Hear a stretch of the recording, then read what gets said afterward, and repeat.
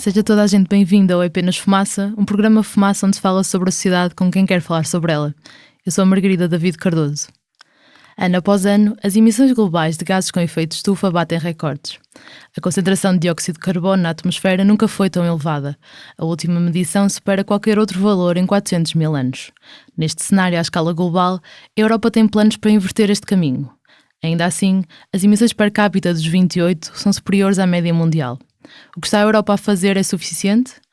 O que condiciona as decisões políticas sobre um assunto que muitos cientistas e ativistas deixaram, há muito, de considerar técnico e veem como uma matéria política.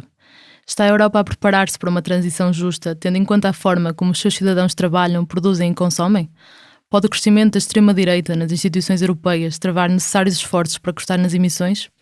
Falamos com o holandês Bas Eickhout, eurodeputado do Grupo dos Verdes, Aliança Livre Europeia, desde 2009 e um dos 2 candidatos do Partido Verde Europeu ao cargo de Presidente da Comissão Europeia.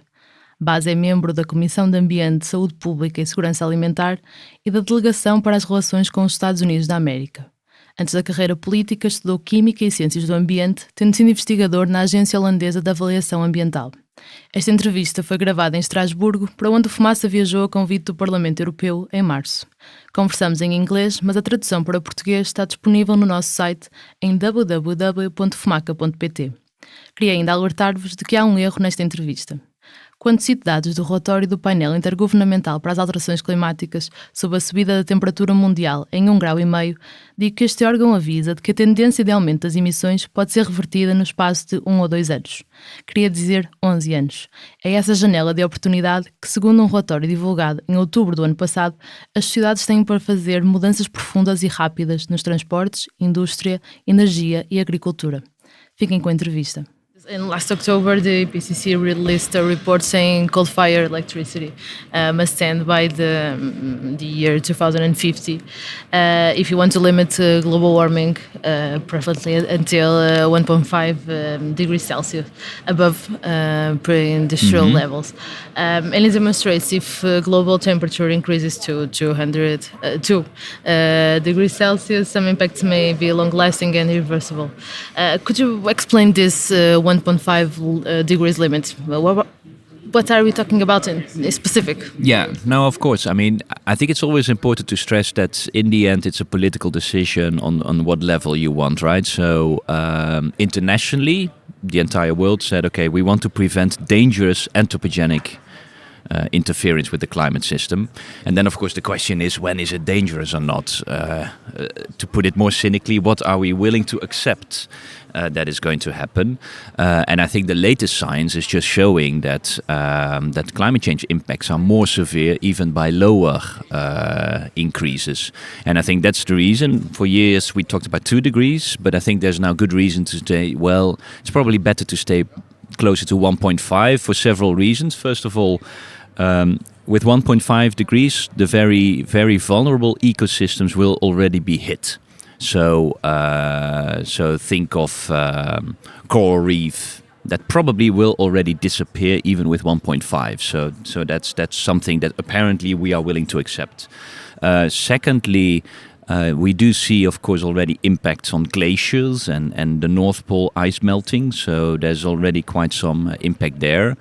And more the scientific evidence is showing that we might even get, if you would allow it to 2 degrees, so further warming, that you would get to tipping points. Tipping points meaning that the melting of glaciers and ice sheets would get so high that at a certain moment, because of that, that you then get an accelerated effect, and that it will really disappear from the North Pole. Yeah, and you can't go back. And you can't go back. And I think if you don't have ice on the North Pole anymore, we're really talking about a different stage in climate change. So I think those are good reasons why now more and more, scientists are warning, and politicians are saying, let's stay below 1.5 degree. Last point, low-lying islands. So we're talking about sea level rise, and I think this is, of course, why internationally this was such a fight. It was the low-lying islands like the Maldives were saying, guys, we're talking about our future here, and we might just disappear. So that's another reason why you would stay lower than we previously aimed for. But Talking about people, what would be the most affected people? We are talking about people in developing countries, or Yeah, I think if you now already look at impacts, so sea level rise will of course impact a lot of people living close to the coast, and unfortunately, a lot of people live close to the coast because that's where we built our cities. Secondly, agriculture. You're already, and this is mainly indeed in Africa. You see already that droughts are heavily impacting agriculture practices. So crop yields are going down, but this is also more and more, of course, a concern for regions in the south of Europe. So think Spain, Portugal. I think you know very well already the droughts in summer, thinking of the forest fires as a consequence. But what is also a big concern is there's quite a lot of people are very dependent of glaciers. Because glaciers, they make sure that in summertime you still have water. So think of regions in the Himalaya. There's quite some people there are very much, their agriculture is dependent of glacier melting in summer. If those glaciers disappear and you are from that moment just dependent of snow and rain when it's raining and snowing, that means that also there in summer it might be impossible to do your agriculture practices. And that of course will impact a lot of people in the Himalaya area. So this is really, climate change is impacting a lot of people already. And well, of course, the richer you are, the better you can protect yourself. But to a certain level, right? I mean, I come from the Netherlands. We always think that we can build high dikes, but there is a maximum how high you can build the dikes, and I think that's still that not all the people do realize. Okay. Despite decades of looking for agreements to cut the green emissions, the green gas emissions, 2018 was the year global carbon emissions jumped to a new record. A research from the Global Carbon Project launched at the UN Climate Change Summit last year in Poland projected that fossil CO2 emissions rose more than 2% in the year 2017 and 2018, heading to an opposite direction of the cuts we are talking about. Are the efforts to decarbonize the economy not yet enough to overcome the growing global energy needs? No, we're not on track. Okay. I mean, this is also what the science is saying. If you are agreeing with the Paris targets, which we just discussed, so 2 degrees, preferably 1.5 degrees, if you want to stay below that, then we need to decarbonize our economy much faster. If you look at Europe, for example, you could say on the positive side, we have policies in place. We have energy laws, climate laws in place until 2030. But also there, if you see on how fast we need to go down with our emissions, also Europe is not doing enough.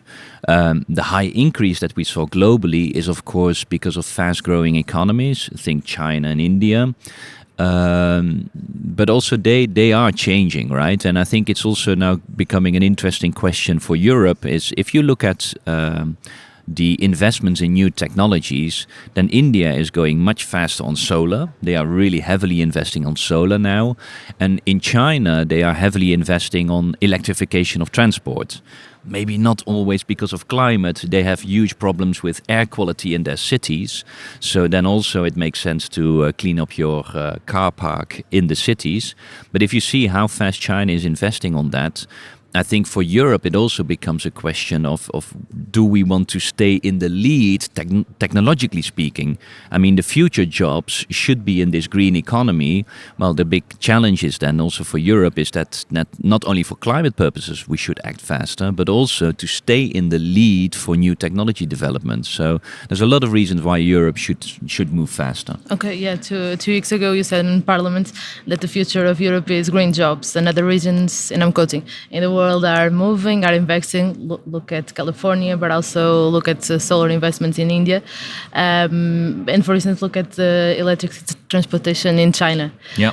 The German car industry is investing more in electric transportation in China than in Germany. What do you mean by that? So what we know is that that the German car industry was of course a huge lobby against any climate policies on the cars, on the transport sector.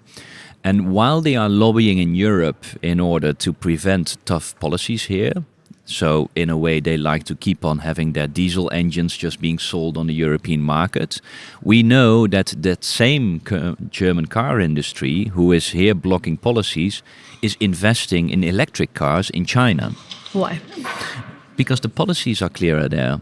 And this shows you how important policies are. As sometimes people say, we don't need policies, the market will solve it. Well, this is a clear example. The German car industry knows that if you want to keep on selling cars in China, you will have to move to electric. Because the Chinese policies for all their big cities, for example, in Beijing, they want to be fully electric by 2030. So think of, it's Beijing has the size of a country like Belgium, and they want to be fully electric there because of air quality. So, and you know a bit how China works. If they call a policy, it's going to happen. So that's the clear direction that China is taking. So the German car industry knows that if they want to have a foot on the ground in the Chinese market, they have to invest in electrification of their car industry. So that's what they're doing in China. But at the same time, in Europe, where you would say, well, if you are investing in electric cars, which is cleaner, which is better for a lot of reasons, maybe you should also then in Europe do that. But they're not. So when they are spending money in innovation, they do more on electrification in China than in Europe. In Europe, they're still investing in just selling their diesel engines. And that shows you that the German car industry expects that they need to move to electric in China, but try to sell their diesel engines, which of course for them is easier money making. They try to sell that as long as possible at the European market. So we are stuck with polluting cars while they invest in the cleaner cars in China. This just shows you that if we don't put up our policies, we will miss out. And then in 10 years' time, we will start importing electric cars from China. Well, there goes your jobs, right? So it's the other way around, and this is really showing that Europe needs to be much tougher, certainly on the German car industry. We are lacking policies? We are not tough enough. I think the entire Dieselgate scandal, where the Americans found out that the German car industry was cheating on their diesel technology, although we have much more diesel in our market, it just shows that we are too hesitant to be tough on our industry. And of course, the conservative politicians then always say, yeah, but we need to keep our jobs in Europe. It's always the job argument. And this is why I always say, if you really are concerned about future jobs, then if we are now not tough on them and don't force them to change, the rest of the world will change and we will start importing those new technologies. So in order to maintain the jobs and to get new jobs in Europe, we need to be much tougher on them. And I always say it's the conservatives who are weak on the industry who are killing the jobs. Okay, but in the session 2 weeks ago where you discussed the climate change and also the European Commission's plan to decarbonize until 2050, there were only 28 members of parliament in the room of the 751. Yeah. What does that tell you?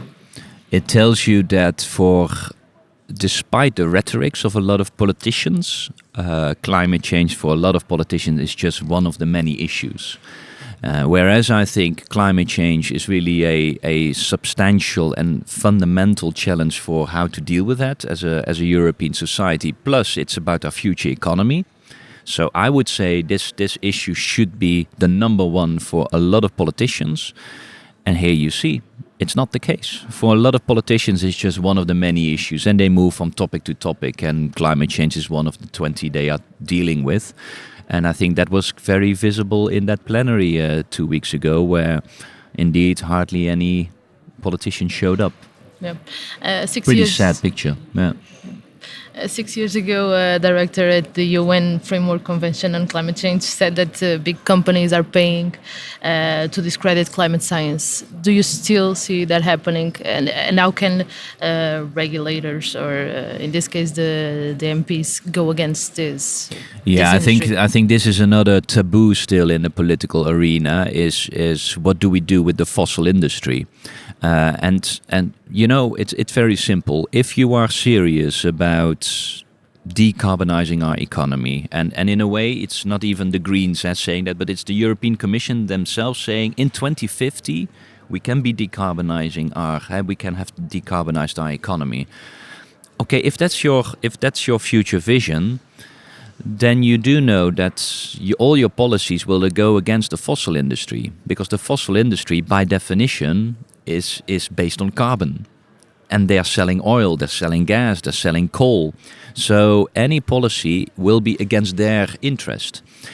And I think we should be much tougher on them. And we have a couple of proposals also. For example, in the UN summits, where we talk climate, we are proposing that fossil industry should not be welcome anymore. This is what we do with health. All the health ministries in the world have agreed not to allow any tobacco industry lobby anymore. Do you think we can compare? I think we can. Also in the strategies where the tobacco industry was discrediting science and saying that it's not proven that you get cancer from smoking. And later on it turned out it is proven. It's just, it's trying to create doubt. That same strategy is absolutely now done by a lot of these fossil companies about climate change. Is the human really having an impact on climate change? And once that was proven, but it's not so much. Once that was proven, but the solutions are expensive. All that creating doubt is what they're doing. And I think it's logical because their business is at stake. But I think from a political perspective, we should treat fossil industry the way we are treating tobacco industry. Okay. But for instance, the IPCC report also says that the trend can still be turned around until if we have a year or 2 years, if profound and quick transition to green economy is done. But we talk about transportation industry and also in energy and farming. What about farming? What are the main aspects that we need to, or the MPs need to account for? Well, I think on agriculture, we really that's one of the most painful topics, I would say, at the European level. If you currently see, our agriculture policies are still aimed at the more you produce, the more money you get, the more subsidies you get. So it's very production-based subsidy system. And I think that is really the biggest problem, because then you are more or less forcing the farmer to enlarge because the more you produce, the more money you get. So it's stimulating this large-scale farming. Whereas we all know that for climate purposes, if you want to prepare your agriculture for the future, where climate will be more extreme. So agriculture needs to be capable of dealing with those extremes. You have more periods with a lot of water, and then you have periods with not so much water. Of course, a very large-scale monoculture is very difficult to adapt to these circumstances. So in our subsidy system, we should much more focus our subsidies on how we produce our agriculture.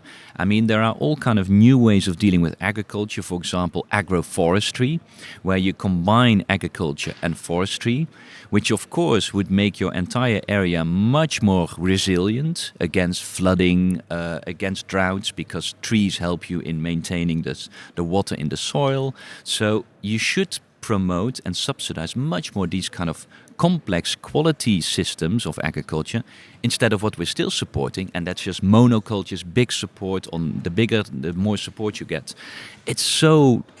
Our common agriculture policies are so stupid. Okay, but they should be a new cap. They should new. Yeah. That absolutely. We are discussing now at the European level our reform of agriculture policy. So this should be the moment. If we're talking about climate change, maybe we should now also start talking about climate change in our agriculture policies, which we are more and more. The center parties are acknowledging that we need to do something, but it's little steps. It's going way too slow. Yeah, but these questions are not new. We talk about CAP for a long time. But that's why I said this is the more painful topics for the European Union, because until now we have not managed to really substantially reform our agriculture policies, unfortunately. We don't have the majority. That's the problem. And do you think, or for instance, can states, or they should be sanctioned or bring it to justice? I don't know. If they go against climate directives, for instance, if a country starts exploring a campaign on oil and gas, do you think today it makes sense? I think a country in Europe, of course. Yeah. For many reasons, it doesn't make sense because it's for climate purposes. We really have to think of now leaving the fossils into the ground instead of getting them out. The alternatives are also available. That's what IPCC always says. Is if you look at the alternatives, they are there. But what the problem is there is no political will to make sure that you avoid these kind of things from happening. That new companies will go to new gas fields or whatsoever. What the problem a bit at this moment is that our rules are limited in Europe. There's still, of course, also national sovereignty. So countries can decide, unfortunately, if they want to, they theoretically can decide to go for new gas fields. Of course, what we try to put in place is carbon pricing that you can do at the European level. So at least makes high carbon intensive fuels more expensive. But to be very honest, that price is still too low. So we are now talking about 20 to 25 euros per ton CO2, whereas for Paris implementation, you have to think of 50, 60. So the price is too small. What you now have still as an option, and that you see, of course, more and more, is that some citizens are going to the court. Legal challenges, and that is now an interesting new field. We had a court case in the Netherlands against the government, which was saying like, okay, if you are subscribing to the UN treaties and you are saying that climate change is a severe threat for humanity, at the same time there are of course rules for the government that they should protect their citizens. So if you add those two, then governments are not protecting their citizens enough. And on that basis, now people are going to courts. In the Netherlands, 2 times we won. And there's now also a European case where some European citizens are taking the EU to the court. I think that's an interesting development because I'm of course at the political arena, so I'm partly trying to make sure that majorities are putting the right policies in place. Unfortunately, I do see that the current majorities are not there to really push for ambitious policies, so that then people are through the court, through the legal way, are trying to influence climate change policies. That's an interesting development, of course, and I would say it's helping us because then it's waking up other people again to say, okay, maybe we should be tougher on our policies. Okay. For instance, do you believe it's necessary to have European law on environment or something that goes above the government and the states? Well, I think, to be very honest, I do think that our current framework on how we deal with energy policies is not working. So, but this is a difficult discussion, right? Because you always have a debate in Europe like, this is national sovereignty. We can decide this on our own and we're very proud of that and Europe should not be a super state. But if you think of our future energy system, it matters a lot what kind of direction countries are going. And to be very frank, the energy infrastructure is already European. So this kind of idea that you have national sovereignty is nonsense. It doesn't really exist in real life. However, that the markets, the investors, they look at Europe. They don't look at Portugal or France or Germany anymore. Those countries are too small for the big investors. So they do want to know which direction is Europe going. And if on the one hand, you have Poland going for coal. Next to it is Germany going to renewables. Next to it, you have France going to nuclear. All those decisions have huge different implications for the infrastructure. So an investor who has the money, I mean, the problem in Europe is not that we don't have enough money. There is enough money. The problem is that investors don't invest it. And why? They don't know where Europe is going. Because nuclear requires a totally other infrastructure than renewables or coal.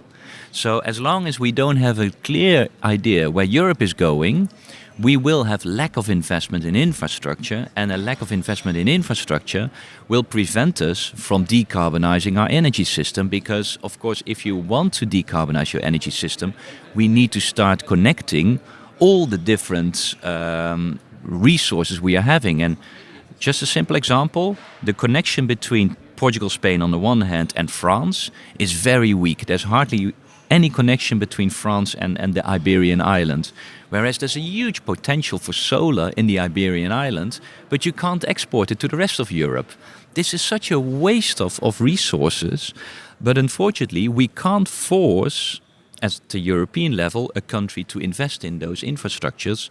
And I think that really needs to change. I really think that Europe should have a bigger say on the energy system, and then we can more develop infrastructure, and we can indeed also say, guys, we have to stop with our fossils. But for the time being, we don't have the powers. Okay. Do you think why do you think this year's European election are about climate? I think it's finally becoming clear to a lot of people how substantial the climate crisis is. How you see protests on the street now every week. And it's very good that it's the young people now going on the streets saying, guys, this is about our future. So I think climate change is now really a topic. And clearly, if you want to do something about climate change, you have to look at the European level. I mean, I personally was a climate change researcher back 10 years ago, and I decided to be active at the European political level because that's the level where you can do climate change policies. So combining those two, knowing how important Europe is for climate policies, and finally the topic in itself is now high on the agenda, I think that combined makes it very likely that these May elections will be climate elections. Okay. Do you think that the rising of populist movements and far-right parties will delay the efforts or can compromise the efforts on the Paris Agreement? It has a danger, of course. I mean, the populist parties, by the way, I never fully understand that. Somehow, if you are Eurosceptic and nationalistic, you are also a climate skeptic. Would you say there's a connection? There is a connection, but it's not necessarily has to be there, right? Because a lot of these populist parties are very afraid of Muslim countries. Well, if you look at our energy dependence, we are totally dependent of the Middle East. So I would say, from a populistic perspective, there are good reasons to be less reliant on the Middle East, right? So I would expect that some of those populist parties would go for very tough renewable policies, because there you can own your own energy, you can make your own energy, and you're not dependent of the Middle East anymore. I would say a populist politician, it's a no-go, and it's a no-brainer, isn't it? But somehow still they are against climate change policy, so they prefer to stay reliable. They remain dependent of Saudi Arabia. Apparently, they prefer that. Okay, that's fine. So yes, there is a danger that populist parties will delay climate change action. But I think that's why it's another reason why these will be climate elections, because I think everywhere in Europe you see that people are not happy with the political status quo. And I think we as Greens are neither happy with the current status quo. So then you can choose, or you go for a populist vote, but they most of the time know that they hate Europe, but don't come up with other solutions. Or I would say you can go more to the green side of the political spectrum, and we are very much for European cooperation, but on a much different path, which is really going for a social and green policy. I think that's a bit the options you have if you are so dissatisfied with the current political system. Then there are alternatives, and I hope that people do realize that going for the populist, they sound as if they have easy answers, but look at Brexit. In reality, those easy answers don't exist. The world is more complex than that, and I think then I hope that people will see that maybe another alternative's there, and that is for European cooperation, but another Europe. Okay. Thank you. You're welcome. Este foi mais um episódio do É Apenas Fumaça, um programa Fumaça onde se fala sobre a sociedade com quem quer falar sobre ela. Obrigada a Bas Eickhout, eurodeputado e candidato pelo Partido Verde Europeu. Esta entrevista foi preparada por mim, Margarida David Cardoso. O Bernardo Afonso fez a edição de som. Fazem ainda parte da equipa Fumaça Ana Freitas, Frederico Raposo, Maria Almeida, Mou Tafes, Pedro Miguel Santos, Ricardo Esteves Ribeiro, Sofia Rocha, Tomás Pereira e Tomás Pinho. A música é dos Lutz Fever. Houve mais episódios em fumaca.pt, no YouTube, Spotify e na tua aplicação de podcasts. Até já!